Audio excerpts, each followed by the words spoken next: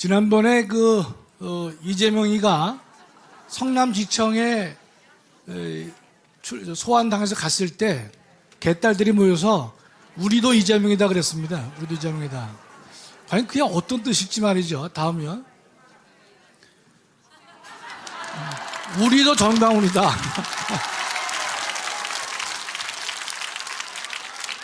여러분은 전광훈 이름만 나오면 그냥 열광하시는데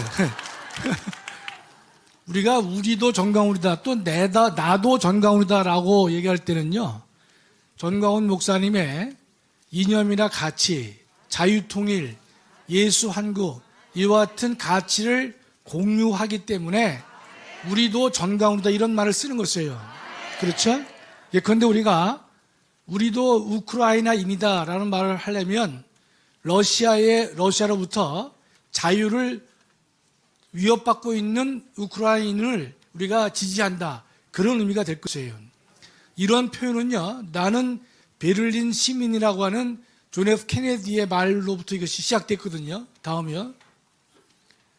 1963년도에 서베를린, 여러분 우리가 과거에 독일을 보면 서독과 동독으로 나눠져 있었잖아요. 그런데 다시 동독 내에 수도인 베를린을 다시 동서 베를린으로 나눴습니다. 따라서 서베를린은요, 동독 영역 안에 위치했습니다. 그래서 언제든지 뺏길 수 있는 그 위험을 가지고 있었거든요. 그 서베를린을 존 F 케네디가 방문한 다음에 행한 유명한 연설 중에 한 구절이 뭔가면 나도 베를린 시민이다 이런 말을 한 것입니다. 이힙이 나인 베를리너 그랬는데 좀 생소한 단어인데 이게 독일어라 그래요. 영어로 보면 I am 베를린 시티즌이다 이런 뜻인데 나도 베를린 시민이다 이렇게 얘기를 한 데에서 이것이 연유해서 전 세계적으로 퍼져나갔습니다. 그것은 뭔가면 서베를린이 당시에 동독으로부터 공산주의로부터 위협을 받고 있지만 그러나 당신들의 자유를 미국이 지켜주겠다, 그런 뜻에서 나도 베를린 시민이다 이런 말을 한 것이거든요. 따라서 이런 말을 쓸 때는요, 소중한 가치를 공유할 때만 쓰는 말들이에요. 다음이요. 개딸들이 든 팻말 보면 우리도 이재명이다, 무슨 가치를 공유하겠다는지 알 수가 없어요. 그 사람이 산업화를 했어요, 민주화를 했어요, 선진화를 했어요. 다음이요. 한 거는 뭡니까? 성남시장과 도지사 시절에 탈법과 편법을 거쳐가지고 자신의 업적을 높여서 더 높은 권력을 탐한 인물인데, 그러면서 그 과정에서 주변 사람들을 희생시키지 않습니까? 희생? 그거를 갖다가 공유하겠다, 그런 의미밖에 안 되는 것이거든요. 해서는 안 될 말입니다. 따라서 우리는 전광훈이다 이런 말은 가능하고 필요하겠지만 우리는 이재명이다, 그것은 말 자체가 안 되는 것이고, 자기네들도 이재명과 같이 탈법과 불법을 마음 놓고 행하겠다, 주변을 희생시키겠다 이런 의미밖에 안 되는 것입니다. 다음이요. 그러면서 윤석열 대통령이 업문제를 만들어서 자기한테 고통을 준다 그러는데, 아주 이런 뻔뻔한 놈을 내가 보기를 처음 봐요. 이 범죄는 언제 드러났습니까? 문재인 정부에서 드러난 거예요. 그러다가 검찰이나 경찰이 수사를 뭉갰거든요. 뭉갠 것을 지금 윤석열 정부가 다시 시작한 것에 불과한 것이지, 윤석열 정부가 시작한 다음에 이루어진 범죄를 수사한 게 아닌 것입니다. 다음이요. 지금 성남FC 후원금의 문제는 왜 제3자 뇌물이라 그러느냐, 자세한 설명은 제가 생략하고요, 시간이 없어서. 과거 박근혜 대통령이 K스포츠재단을 최순실을 통해서 만들었는데 박 대통령이 제3자 뇌물이라고 거기에 해당돼서 처벌을 받았습니다. 실제로 박근혜 대통령도 10원 한 장 개인이 받은 돈이 없어요. 사익을 취한 적이 없단 말이죠. 그런데 이재명도 자기도 개인적으로 돈을 착복한 게 없다고 그래요. 그러나 성남FC 후원금은 박근혜 K재단과 구조가 똑같습니다. 두산과 네이버가 부정 청탁을 했죠. 용도 변경을, 아니 예컨대 병원 부지를 상업 용지로 바꿔주면 돈 못 벌 놈이 어디 있습니까? 병원 부지로 묶여있는 땅을 상업 용지로 바꿔주면 그 떼돈을 버는 구조란 말이죠. 광고비를 냈지만 그 형식이죠. 지나치게 큰 후원금을 광고비 명목으로 낸 것에 불과하기 때문에 그런 것입니다. 다음이요. 변호사비 대납을 잠깐 말씀 올리면 예전에 이명박 대통령이요. 삼성으로부터 60억 변호사비를 대납받았다는 이유로 17년 형을 선고받았습니다.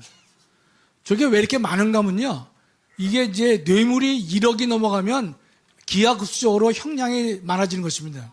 그러면 선거법 재판에서 23억 원의 변호사비를 대납을 받았는지 안 받았는지 몰라요. 모르지만 그 당시에 호화 변호인단이 구성되어서 이재명을 도와줬거든요. 이번에 성남시장 갔을 때는 어떻습니까? 단 한 명밖에 없었단 말이죠. 왜냐하면 자기 돈으로 내야 되는 거예요. 이것은 이 야당 대표의 자격으로 수사를 받는다면 민주당에서 돈을 대주겠지만 야당 대표로 문제 간 것이 아니고 본인의 개인 비리로 간 것이에요.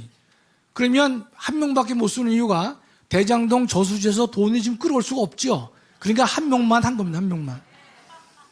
김성태가 기욱하면 전모가 밝혀지겠지만 23억을 받았다라고 단정할 수 없지만 안 받았다라고 보기에도 상당히 매우 석연치 않습니다. 다음이요. 이재명 측근들의 문제인데 과거에 이회창 한나라당 대표가요. 차떼기 사건으로 엄청나게 어려움을 겪었습니다. 그럴 때 이회창도 처음에 부인하다가 자신의 부하인 재정국장이 구속되니까 이회창은 나와서 국민들에게 사과했습니다. 무릎 꿇고 사죄한다. 모든 책임은 나에게 있다라고 얘기를 한 사람이 이회창입니다. 그러나 이재명이는요. 사건이 터질 때마다 그 사람 누군지 모른다는 거예요. 김용하고 정진상 구속되니까 나는 너의 결벽을 믿는다. 여러 가지 복잡한 사인을 주고 있는 것이죠. 야구 감독이 뛰는 야구 선수에게 주는 이 사인보다 더 복잡한 사인을 주고 있는 것이에요. 다음이요. 이재명의 석사 논문만 말씀드릴게요. 2000년도에 지방자치 부정부패의 극복 방안에 관한 연구를 해서 가천대학에서 석사를 받았어요. 근데 이 인간이 글은 잘 썼어요. 왜냐하면 이런 지방 정치의 부패가 왜 생기느냐? 진단은 지방의 정치가들과 부당한 이익을 도모하는 자가 합작하면 이런 부정이 생긴다 그랬어요. 진단을 정확히 했죠. 그렇죠? 석사 논문치고는 진단이 정확해요. 그리고 어떤 방법으로 부정부패가 드러나겠느냐? 유형을 보니까 허위사실 유포, 불법 정치자금 수수, 지역개발 인허가 관련 배임이나 횡령. 지가 한 거 똑같아. 순서대로 나열합니다. 허위사실 공표죄로 좀 기소됐죠? 불법 정치자금, 지역개발 인허가 관련 배임 횡령. 사전에 공부를 다 한 거예요, 이 인간이. 그러면 이런 문제를 어떻게 해결하겠느냐? 그대로 둘 수 없다 그랬어요. 그러나 완전 방지는 불가능하다 그랬는데 여러분 하여튼 자기의 미래를 본인이 다 얘기를 한 것입니다. 우리 주강사가 오셨기 때문에 오늘 여기까지 마치겠습니다. 감사합니다.